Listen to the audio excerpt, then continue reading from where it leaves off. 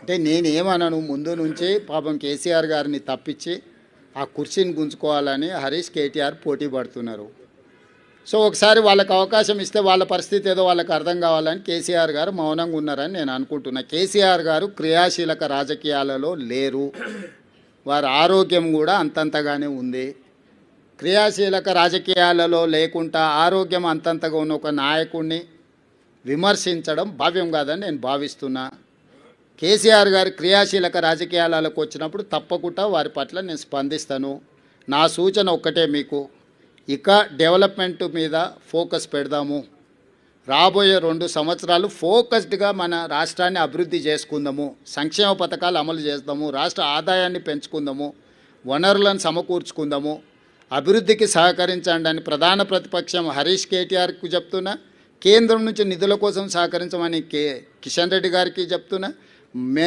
మనమందరం కష్టపడతాం, మీరు కూడా ఈ కష్టాన్ని గుర్తించి ప్రజలకు చెప్పండి అని మీకు కూడా విజ్ఞప్తి చేస్తున్నా. అంతే తప్ప ఇంకా రాజకీయ విమర్శలకు తావు లేదు, అవసరం లేదు.